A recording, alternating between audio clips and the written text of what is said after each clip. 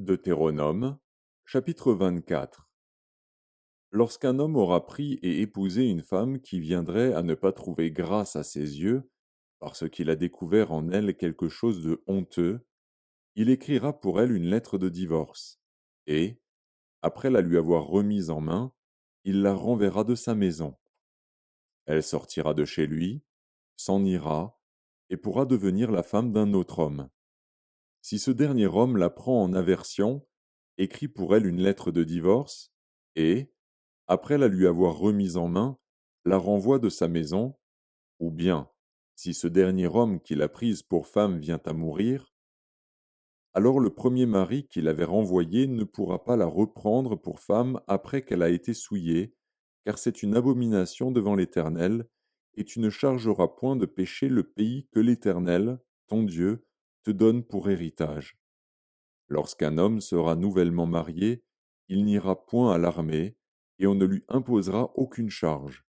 Il sera exempté par raison de famille pendant 1 an, et il réjouira la femme qu'il a prise.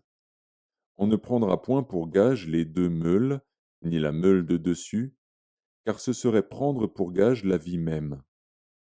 Si l'on trouve un homme qui ait dérobé l'un de ses frères, l'un des enfants d'Israël, qui en ait fait son esclave ou qui l'ait vendu, ce voleur sera puni de mort. Tu ôteras ainsi le mal du milieu de toi.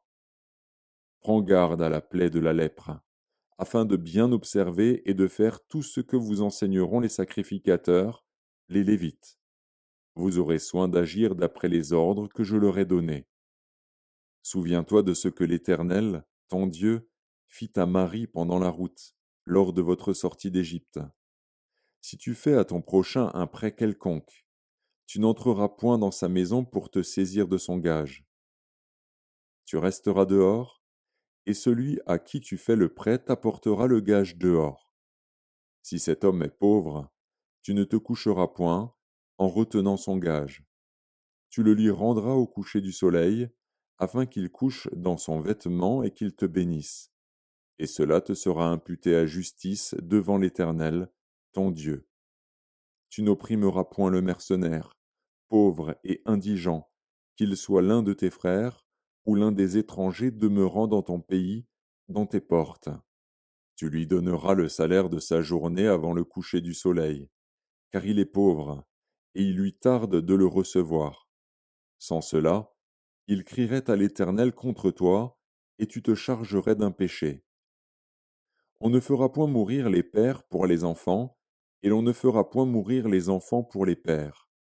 On fera mourir chacun pour son péché. Tu ne porteras point atteinte aux droits de l'étranger et de l'orphelin, et tu ne prendras point en gage le vêtement de la veuve. Tu te souviendras que tu as été esclave en Égypte, et que l'Éternel, ton Dieu, t'a racheté. C'est pourquoi je te donne ces commandements à mettre en pratique. Quand tu moissonneras ton champ, et que tu auras oublié une gerbe dans le champ, tu ne retourneras point la prendre.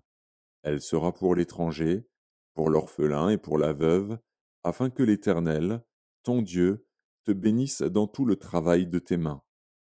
Quand tu secoueras tes oliviers, tu ne cueilleras point ensuite les fruits restés aux branches. Ils seront pour l'étranger, pour l'orphelin et pour la veuve. Quand tu vendangeras ta vigne, tu ne cueilleras point ensuite les grappes qui y seront restées.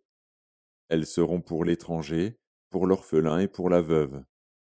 Tu te souviendras que tu as été esclave dans le pays d'Égypte. C'est pourquoi je te donne ces commandements à mettre en pratique.